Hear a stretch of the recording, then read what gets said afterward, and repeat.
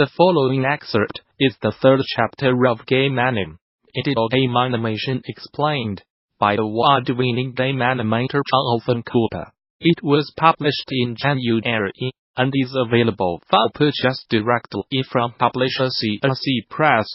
Back when video games were still in the Pac-Man era, Disney animators Frank Thomas and Ollie Johnston introduced, in their 1981 book, The Illusion of Life, Disney Animation, what are now widely held to be the core tenets of all animation, the 12 basic principles of animation.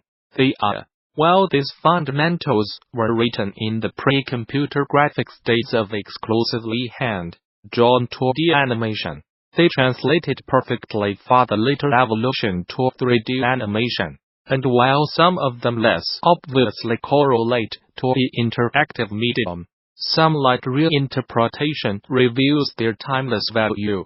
Understanding these basics of animation is essential, so it's time to revisit them again through the lens of video game animation. This is the technique of squashing or stretching elements of a character or object, such as a bouncing ball, to exaggerate movement in the related direction. For example, a character jumping up can be stretched vertically during the first portion of the jump to accentuate the vertical, but can squish at the apex of the jump arc, and again on impact with the ground. Ideally, the overall volume of the object should be preserved, so if a ball is stretched vertically, it must correspondingly squash horizontally. Many video game engines do not support scaling of balls, unless specifically required to the extra memory overhead. Saving position, rotation, and scale is more expensive, and relative infrequency of cartoony games. However, this principle is important even when posing nondeformable rigs, as the theory of characters stretching and squashing their poses comes into play whenever performing fast actions, even if not actually scaling. By extending limbs to accentuate stretched poses such as during jump takeoffs and lands, only directly relevant to linear portions of games such as cinematics, where the camera and all characters are authored by the animator, as opposed to gameplay where both are player-controlled. Staging is the principle of presenting any idea so that it is completely and unmistakably clear. This involves the use of camera, lighting, or character composition to focus the viewer's attention on what is relevant to that scene, while avoiding unnecessary detail and confusion. Staging is relevant in gameplay when relating to level design. However, where certain layouts will follow the player and direct him, or down a corridor, or over a hill, to reveal story elements laid out there, or the use of lighting to direct the player's attention. Here, the animator can work with the design to best place scenes in the player's view, by using techniques like this, without resorting to fully commandeering the camera or characters. Anticipation is used to prepare the viewer for an action, such as a crouch before a jump, or an pulling back for a punch. It occurs in the natural world, because a person jumping must first crouch with bended knees to give enough energy to lift off the ground. So it is used similarly in animation, to sell the energy transfer of an action in a way the action alone cannot.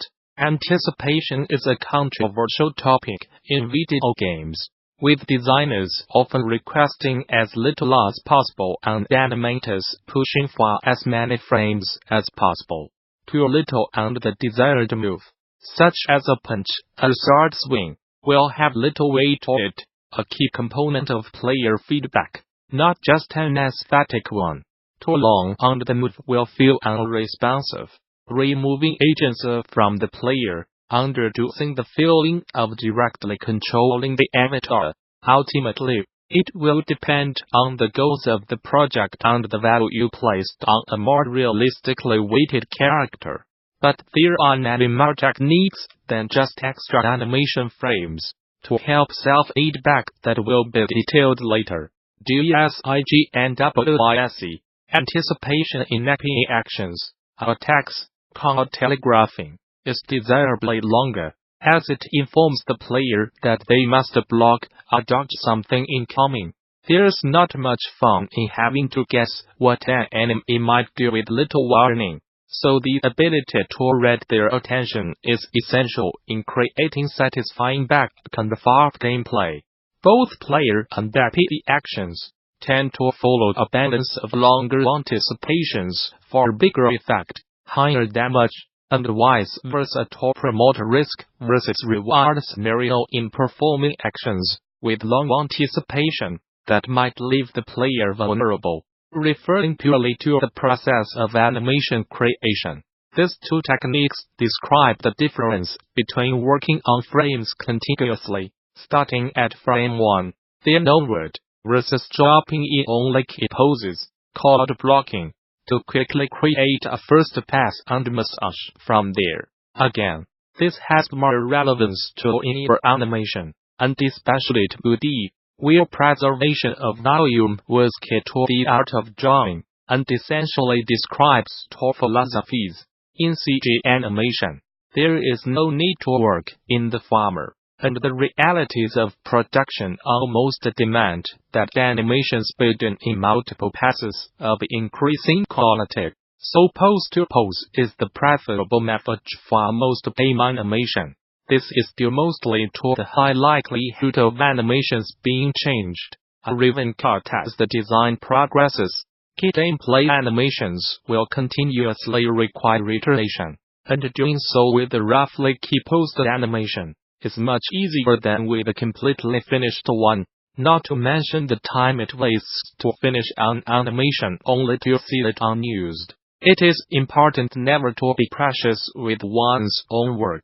Because of this, so keeping something in a pose-to-pose or unfinished state as long as possible not only promotes minimal waste, but allows the animator to create rough versions of more animations in the same time. Ultimately, many animations blending together creates better and more fluid game character than a single beautifully animated animation. This all goes out the window when motion capture is employed, where the animator is essentially provided with the in-between motion as a starting point, then as in key poses and ray times on top of the action from there. There is an entire breakdown of this process later in this book. Overlapping action covers the notion that different parts of a character's body will move at different rates. During a punch, the head and torso will lead the action, with the bent arm dragging behind, and the arm stepping forward just before impact to deliver the blow. A common mistake most junior animators make is to have all elements of a character start or out at the same time, which looks unnatural and draws the eye to clearly defined keyframes. Follow-through, while related, instead describes what takes place after an action, the inverse of anticipation.